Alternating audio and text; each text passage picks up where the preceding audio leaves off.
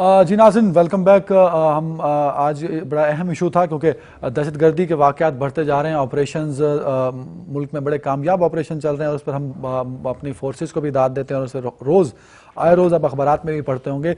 मियाँ साहब, हम अगर बात करें मुल्क के अंदर जो मुख्तलिफ अनासर हैं जिन पर हम कल भी बात हुई, बहुत अरसा पहले भी सेनेट पे भी, पार्लियामेंट में भी बात होती है उसमें, वहाँ एक दफ़ा कुछ ऐसे लोगों के लिए कहा गया, मौलाना अब्दुल अजीज़ के लिए कहा गया जिन्होंने दाइश के हवा की फेवर की, जिन्होंने इस मुल्क में लगने वाली जो शरीयत मुख्तलिफ जगहों पे थी उसको भी उन्होंने सपोर्ट किया।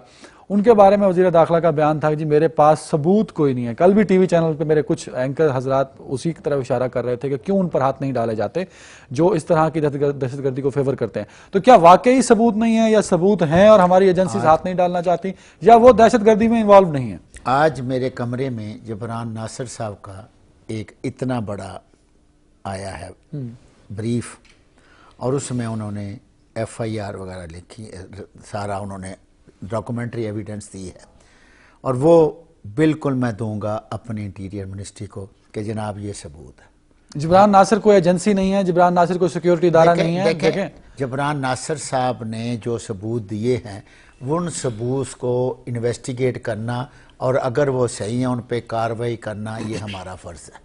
ठीक है, ठीक होने का। अब आ गया कि आज क्या करना है।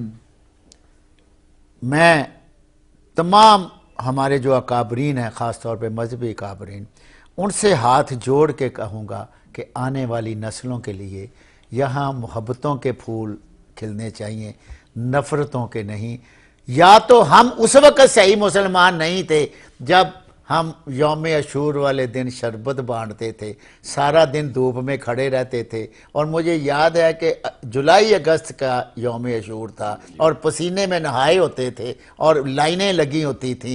या तो उस वक़्त गलत थे, लेकिन मैं समझता हूँ कि उस वक़्त हम सही थे। आज जो हो रहा है ये सही नहीं हो रहा। देखिए, एक ही बात है कि काल अल्लाह है व काला रसूलुल्लाह है, उस पर सारे मुत्तफिक हैं। एक कलमा है, एक 5 वक्त की नमाज है, तो हम लड़ किस बात पे रहे? मैं आलम नहीं हूं, मेरे पास कोई शरा या तशरीह करने के लिए अल्फाज नहीं है, लेकिन मेरे पास मिन्नत जरूर है कि इन आने वाली नस्लों में, उम्मतुल मुस्लिमा में मोहब्बत का बीज है। ये जो छोटे छोटे नारे कोई लगाता है, कोई किसी के खिलाफ लगाता है, कोई किसी, भाई क्यों लगाते हो?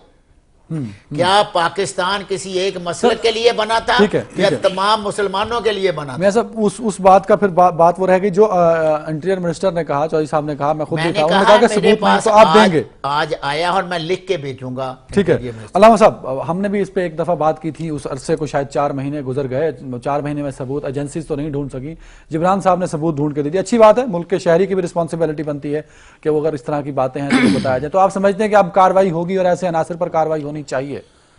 चाहिए और बात है, होगी या नहीं होगी ये एक और बहस है। अगर होनी होती तो फिर इस तरह का बयान नहीं आना चाहिए था कि हमारे पास तो सबूत नहीं है, आप सबूत पेश करें।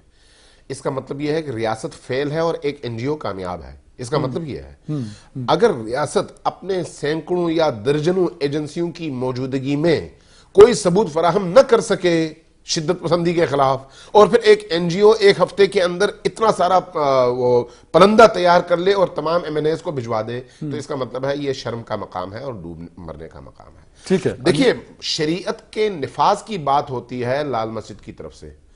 मुझे ये बताएं, पाकिस्तान के 20 करोड़ अवाम में किसको इख्तलाफ है शरीयत के निफाज पर? किसी को इख्तलाफ नहीं है। लेकिन कौन सी शरीयत? सवाल यह है, अगर तालिबानी शरीयत कहें जिसमें गर्दनें काटना हो, अगर ISIS और बगदादी की शरीयत कहें, अबू बकर बगदादी की, या दाइश की, या बोको हराम की शरीयत कहें जिसमें मासूम स्कूल के बच्चों को और बच्चियों को अगवा किया जाता है और उसके बाद फिर उनका अता पता नहीं होता, 150 200 स्कूल की बच्चियां गायब हो जाती हैं और वो जो है कनीजें बन जाती हैं। अगर ये शरीयत कहें तो इस शरीयत का कोई ताल्लुक मुहम्मद रसूलुल्लाह सल्लल्लाहु अलैहि वसल्लम से नहीं है, अल्लाह के दीन से नहीं है। ये आज की साम्राज्य जो दीन का चेहरा पहनकर, दीन का निकाब ओढ़कर आते हैं, उन साम्राज्य एजेंटों की शरीयत हो सकती है, अल्लाह की शरीयत नहीं है। लिहाजा इस पर हमें किसी तरह से भी शक और शुबहे का इजहार नहीं करना चाहिए। ये जो नफरत की दुकानें जो लोग खोले बैठे हैं ना, उन नफरत की दुकानों को हर सूरत में बंद होना चाहिए, तब जाके अमन आएगा। अलामा साहब, इंजीनियर साहब, अलामा साहब ने एक बड़ी अहम बात कही और मैं यही सवाल आपसे पूछने वाला था कि ये बहुत बड़ा सवालिया निशान होगा जब कोई बाहर का शख्स नेशनल असेंबली में वजीर दाखिला कहते हैं कि किसी के पास सबूत है तो सबूत लाया जाए। जब IB है, MI है, ISI है, पुलिस है, दीगर इदारे हैं सिक्योरिटी के, और एक NGO जब इस बात बयान के बाद सबूत इकट्ठे करती है तो एक सवालिया निशान तो उठता है इन सब इदारों पर। देखें जी, ये वाकई बड़ी, मैंने पहले कहा था ना शुरू में कि हसास मौजू है। मुझे थोड़ा सा प्यार मोहब्बत से अपनी डर डर के जवाब देना होगा, डर के कुछ इख्तलाफ करते हुए अपने मोहतरम जो हमारे मुफ्ती साहब बैठे हुए हैं, आलिम दीन हैं, उनसे इस बारे में एक ज़रूरी इख्तलाफ मुझे ये करना है कि मैं इस इस्लामाबाद में गुज़श्ता चंद साल से NGOs के एक्टिविटीज़ को मैं नोट कर रहा हूँ। इस्लाम, नज़रिया पाकिस्तान, ख़ास तौर पे टू नेशन थ्योरी, औरत की आज़ादी के ऊपर इस मुल्क की जो बुनियाद है उसको खेड़ने में ये NGOs बड़ा किरदार अदा कर रही हैं। हमें एक जबरान नामी आदमी की आप बात करते हैं, हमें उन पे ट्रस्ट नहीं करना चाहिए। हमारे अपने अदारों को सबूत तो सबूत हैं। मेरी गुजारिश, सबूत तो मेरी गुजारिश सुन लें, मेरी गुजारिश। मेरा नुक्ता नजर है, हो सकता है आपको पसंद आए, हो सकता है मेरे किसी दोस्त को ये पसंद आ भी जाए। मैं ये कहना चाहूँगा कि अगर उनके पास ऐसे सबूत हैं तो कोर्ट में भी ले जाएं।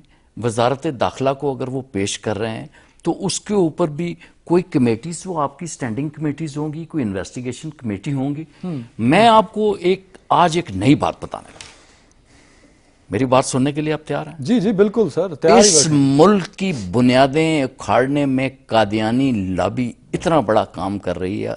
आप इन्वेस्टिगेट करें अपने दुश्मनों को कि जब आपकी एटमी सलाहियतें आपके पास होती हैं तो यही NGO के लोग दुनिया भर में जा के बताते रहे लेकिन कि पाकिस्तान इस चीज के पसे पर्दा तमाम NGO मैं तमाम NGOs की बात नहीं कर रहा, मैं कुछ NGOs की बात कर रहा हूं, जिसमें वो NGOs भी हैं जो लाल मस्जिद पे उठने वाले इशारों के खिलाफ सबूत लाते हैं, तो आप उनको भी गलत। मैं कहूंगा कि ये लाल मस्जिद की जो आप बात कर रहे हैं, इसको आप एक फितना, अगर वो NGO कह रही है तो मैं समझता हूं गलत है।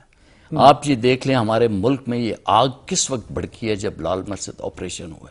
आप नहीं कर सकते बच्चों को ऐसे मार सकते, आपको अगर फिक्री इख्तलाफ है, आप इस तरह चढ़ नहीं सकते, आप फास्फोरस इस्तेमाल नहीं कर सकते।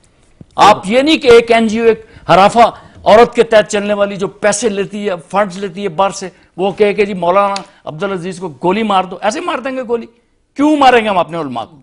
अगर हम अपने दूसरे मकतबे फिक्र के उलमा की इज्जत और एहतराम करते हैं तो हम इनका भी करते हैं। हमारी कोर्ट्स, हमारी अदालतें वो पड़ी हुई हैं, उनको इन्वेस्टिगेट करें, उनको ट्रायल करें। अगर आप एक सवाल पूछूंगा, मुल्ला फजलुल्लाह आलिम है कि दहशतगर्द? दहशतगर्द है। उसके साथ बड़ा दहशतगर्द, उसके साथ किसी के रवाबित मिलते हैं तो वो सहूलतकार हुआ? मैं सहूलतकार की बात, आप देखें ना, आप कह रहे हैं ये आपकी तरफ से, मेरा सवाल भी सुनिए कि मिलते हैं, ये आपकी तरफ से बात हो रही है। मैं ये कहता हूं इन्वेस्टिगेट करें, ठीक है, अदालतें हमारी हैं। और अगर मिलते अगर आप सैयद अबूल आलम मौदूदी को हमारी अदालत सजाए मौत देती है तो मौलाना अब्दुल अजीज क्या चीज है? ठीक है, ठीक है, दे दो यार। लेकिन ये बात थोड़ी है कि जबरान नासर, पता नहीं जीजान नासर वो क्या है, उसने बुक दे दी, बहुत सारे ऐसे तालिब इल्म के पास इतने पैसे कहां से आते जो बुक लेके आ गए? जी जी जी जी, मैं बिल्कुल मुत्तफिक हूं इंजीनियर इफ्तिखार भाई से कि इसकी वाकई तफसील है कि इसकी इन्वेस्टिगेशन बिल्कुल हर एक की, सर हर एक की, वेरी गुड, उन इल्जामात की होनी चाहिए। लेकिन एक चीज क्लियर कर लें हर फोरम पे, हर मसलक पे, हर सियासी जमात पे कि गैर रियासती मसल्ला ग्रुप इस मुल्क के लिए तबाही है। बेशक फौज सिर्फ आपको अल्लाह ताला ने दुनिया की बेहतरीन फौज दी है, आपकी इंटेलिजेंस एजेंसियां बेहतरीन हैं। ये जबरान नासर साहब से 10,000 मील आगे हैं, लेकिन बहुत सारी चीजें होती हैं जो मुल्क और कौम के मफाद में हर जगह आग भड़काई नहीं जाती। ठीक है, ठीक है, ठीक है ना, वो समझते हैं। आपका क्या ख्याल है, इस वक्त आपकी फौज की कमान एक बहादुर जर्नैल नहीं कर रहा, बिल्कुल ऐसे, एक बिल्कुल कमिटेड ऐसे, जर्नैल नहीं कर रहा, बिल्कुल ऐसे ही है। और 4 कदम आगे बढ़ के वो आपके मुल्क के लिए लड़ रहे डेफिनेटली, और हैं। हम सब जनरल आर्मी पूरा एतमाद है अपने आर्मी चीफ राहील शरीफ को सब बिल्कुल, सलाम पेश करें कि आप देखें कि वो वापस आए सऊदी और ईरान का उनका जो विजिट था उसके बाद फौरन ही वो 4 सदा और हमारा किरदार भी यही होना चाहिए था। ठीक है, ठीक है, सऊदीया हमारे लिए बहुत मोहतरम है, लेकिन ईरान भी हमारे जिस्म क्या का हिस्सा है। मजहब इन्वेस्टिगेशन की परमिशन देता है? जितना बड़ा मुजरिम हो उससे तो हम डेफिनेटली कहेंगे कि पहले वो अपने बारे में बयान दे, उससे पर लगे तमाम इल्जामात के बारे में उससे भी तो बयान लिए जाने चाहिए। तो इसकी मजहब भी हमें इजाजत देता है। यकीनी तौर पर देखिए, अगर किसी पर इल्जाम हो तो उस इल्जाम के मुकाबले में उस शख्स को पूरा पूरा हक है कि अपना दिफा करे, सबूत पेश करे, और जिन्होंने उस पर इल्जाम लगाया है वो अपने इल्जाम की सदाकत पर सबूत पेश करे। अदालत का काम है फैसला करे, मुजरिम को मुजरिम साबित करे और बेगुनाह को बाइज्जत तौर पर बरी कर दे। बिल्कुल ठीक। अभी मेरे इंतहाई मोहतरम और अजीज हमारे दोस्त अहबाब इफ्तार चौधरी साहब और मियां मन्नान साहब बड़ी खूबसूरत बातें हुई। देखिए, एनजीओज का मैं खुद सबसे बड़ा मुखालिफ हूँ। मैं आपको ये बात बताऊँ, बरमला बताऊँ, मैं किसी एनजीओ की हिमायत करने वाला आदमी नहीं हूँ, इसलिए कि एनजीओज के पीछे जो अहदाफ होते हैं वो साम्राज्य अहदाफ होते हैं, इसलिए इस बात को हमें जहन नशीन कर लेना चाहिए। लेकिन एक सवाल है, रियासत की तरफ से जब कौमी असम्बली में अपनी आजिजी का इजहार हो जाए तो फिर ऐसी एनजीओज को मौका मिलता है, और ये हमारी हुई, रियासत की कमजोरी की वजह से ये मौका मिला है। ठीक है। दूसरी बात देखें, लाल मस्जिद के जुमे के खुतबों के मौकों पर आपने 3-3 घंटे अपनी सारी जो सर्विसेज थी टेलीफोन मोबाइल की वो बंद कर दी, आपके इल्म में है ना? बिल्कुल ऐसे ही। क्यों बंद की? क्यों बंद की? ये एक बहुत बड़ा सवाल है ना भाई। आप पाकिस्तान में रहते हैं, कबायली इलाकों में तो नहीं रहते। एक दाइश की चॉकिंग के खिलाफ आप कहीं पर भी चॉकिंग हो फौरन आप एफआईआर दर्ज कर देते हैं। चॉकिंग के खिलाफ दाइश नाम लिखा जाए तो उसके खिलाफ एफआईआर, ठीक है।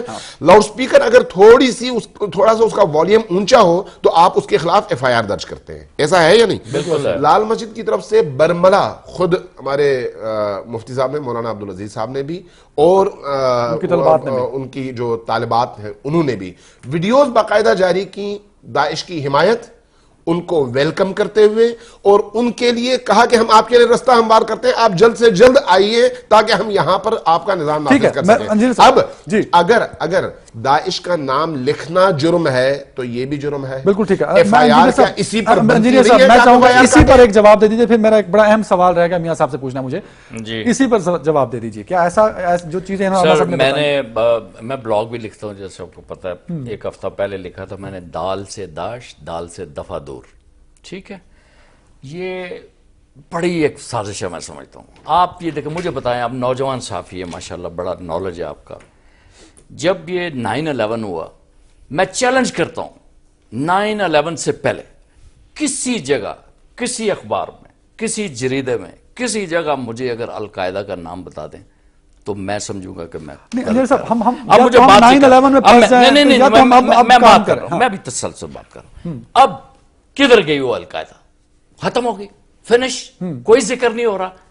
अब दाइश की बात एक्सपायर डेट होगी, फेंक दिया गया। अब हमारे लिए एक नई चीज आ गई। मीडिया वालों, कब इस पे बोलो। ओ मेरे भाइयों, ये जो $1 मिलियन वहां से आए हुए हैं, जो खर्चा मर्चा आया हुआ है, वो क्यों आप एयरवाई पे जाके कोई पटाखा छोड़ गया तो आप कहते हैं दाश के ऊपर इल्जाम लगा दो, फलाना लगा दो।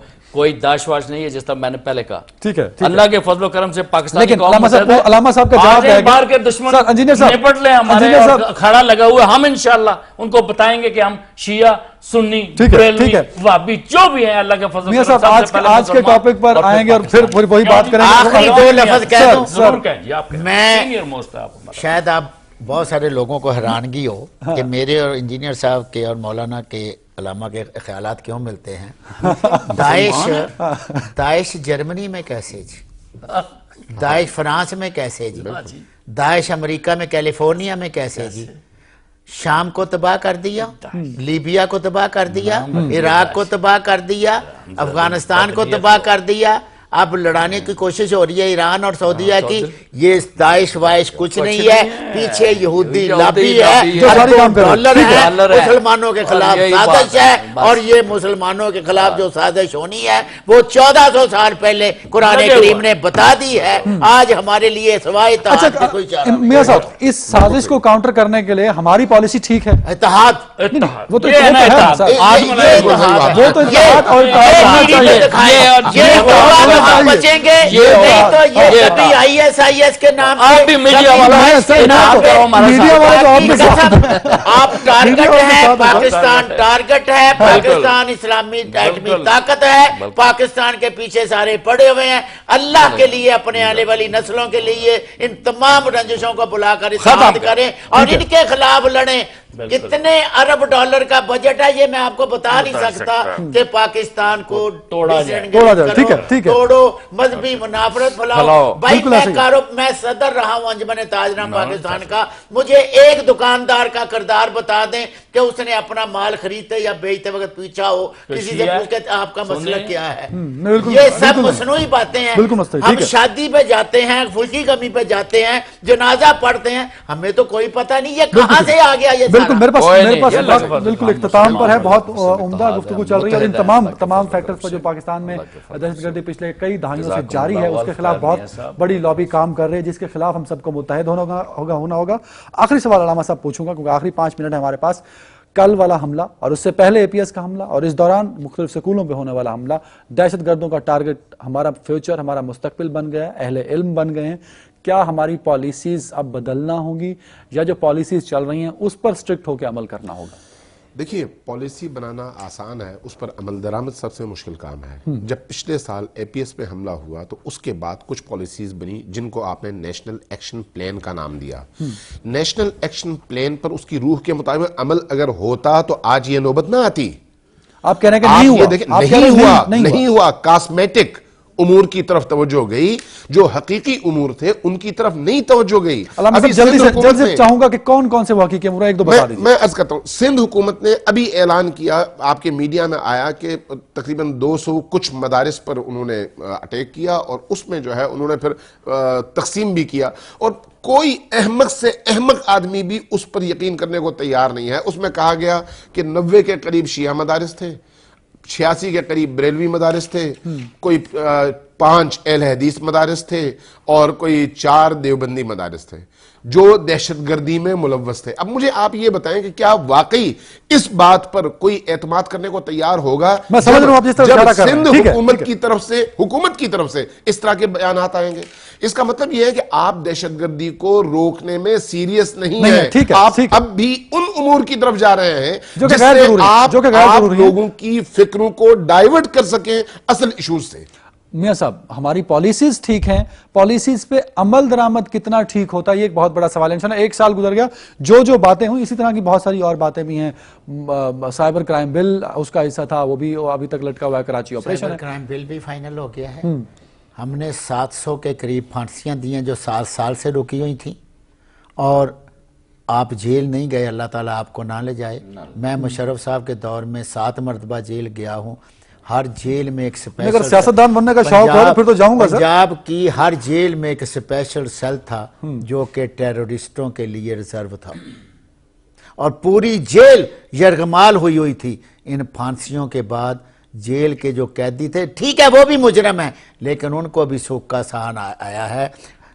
जो पुरअमन अवाम है उनको तो सुख का सांस आना ही आना था, अंदर जो मुजरम है उनको भी आया है कि जनाब अब हुकूमत ने सही कदम। देखें, नेशनल एक्शन प्लान पे हम सर, मैं क्योंकि आखिरी मिनट ये है क्या अमल हुआ या नहीं हुआ? जितना अमल हुआ बहुत बेहतर हुआ, जिस पे अभी काम जारी है। देखें, जो IT है उस पे भी काम हो रहा है, साइबर क्राइम पे भी काम हो रहा है और ये अकेली सिविलियन गवर्नमेंट नहीं कर रही, ये सिविल एंड मिलिट्री तमाम पॉलिटिकल पार्टीज कर रही। मैं आपसे सवाल पूछूंगा इसी से रिलेटेड, इसको याद रखिएगा इन 2-4 पॉइंट्स को। मियां साहब, आखिरी जो सवाल मैं पूछना चाहता, काफी देर से वो बात ही कहीं और चली गई। अफगानिस्तान से सबूत मिले, ठोस सबूत हैं, डायरेक्ट सबूत हैं, पाकिस्तान की पॉलिसी क्या होगी अफगानिस्तान? पाकिस्तान की क्लियर कट पॉलिसी है कि जिस मुल्क से हम पे दहशतगर्दी का हमला होगा, हम पहले उनको कहेंगे कि हमें दहशतगर्द दो, नहीं होंगे तो फिर उनको भी हम सबक सिखाएंगे। सर, क्या गवर्नमेंट के पास क्या क्या ऑप्शंस होंगे? गवर्नमेंट का पहली ऑप्शन ये है जो अशरफ गनी को फोन गया है कि जनाब हम ये सबूत हम देते हैं, बंदे हमें दे दो। भाई क्यों काजी फजलुल्लाह वहां छुपा बैठा है? क्यों उनके साथ, क्यों वहां टेलीफोन चल रहा था? क्यों ट्रेस हुआ? और क्यों अगर भारतीय कौंसलेट का नाम आ रहा है तो क्यों आ रहा है? पठानकोट के हो तो वो कहते हैं बदला लेंगे। अगर ये साबित हो गया तो मैं यहां बैठ के कहता हूं कि हम भी बदला लेंगे। Very good sir. इंजीनियर साहब, आखिरी सवाल, मैं सवाल पूछूं या जवाब देंगे आप? मैं आपको बात बताऊं, मैं किसी लफ्ज का इजाफा नहीं करना चाहता। जो मेरे मोहतरम भाई मियां अब्दुल मनान ने कहा, मेरा 100% ये मौका, बिल्कुल ठीक है, कोई इस पे मैं नहीं करूंगा। और ऐसा ही पॉलिसी होनी चाहिए, दिलेरी से जिंदा रहना है। हमें अपने जो मुजरमों को है वहां से घसीट के निकालना है। हमारी ISI दुनिया की बेस्ट एजेंसी है। इससे टेस्ट टाइम फॉर ISI कि किस तरह वो अपने दुश्मन की कमी गाहों से निकालती है। जो नॉन स्टेट एक्टर्स वहां काम कर रहे हैं, अशरफ गनी साइड पे हो जाए, फिर हम देख लेते हैं, हम खुद पकड़ लेंगे। हम खुद पकड़ लेंगे। और क्या पाकिस्तान जा सकता है खुद पकड़ने? नॉन स्टेट एक्टर्स अगर वो कह देना कि it's non state actors, then Pakistan has right. अब इंडिया कहता है ना हम जाएंगे, वजीर दफा भी कहता है, तो हमारे वजीर दफा के मुंह में क्यों घुंगनियां पड़ी हुई? मियां साहब आपको आसफ साहब ने कहा है, सर जिस तरह उन्होंने कहा है ना, सर जिस तरह उन्होंने कहा उस तरह नहीं कहा। उनके हलका खुलने वाला है, बिल्कुल होना चाहिए। बहुत शुक्रिया अमीन शहीदी साहब आपका, मियां अब्दुल मनान साहब आपका, इंजीनियर इफ्तिखार चौधरी साहब आपका। नाजरीन, पाकिस्तान हालत जंग में है, जैसा कि कल ISPR की ब्रीफिंग में भी आपने सुना होगा। तमाम जो हमारे मीडिया हाउसेज हैं, प्रिंट मीडिया पर भी, और आप सब जानते हैं ये बात कि पाकिस्तान हालत जंग में है। और कल हमने आर्मी कमांडर के मुंह से सुना इस बात को, तो डेफिनेटली पाकिस्तान एक हालत जंग में, और इस हालत जंग से बचने के लिए, लड़ने के लिए और मुकाबला करने के लिए पाकिस्तान को बड़े बोल्ड स्टेप लेना होंगे। हम सब में इत्तेहाद की बहुत ज़रूरत है, हम सबको इत्तेहाद के साथ चलना होगा, और हम सबको कोशिश करनी होगी, सिक्योरिटी इदारों को भी करनी होगी। और गवर्नमेंट की सबसे अहम जिम्मेदारी यहां बनती है कि गवर्नमेंट कितने बोल्ड स्टेप ले सकती है। हमारी फॉरेन पॉलिसी को स्ट्रांग होना होगा अफगानिस्तान और हिंदुस्तान को लेकर। आज का प्रोग्राम बस यहीं तक। अपना बहुत ख्याल रखिएगा। अल्लाह हाफिज।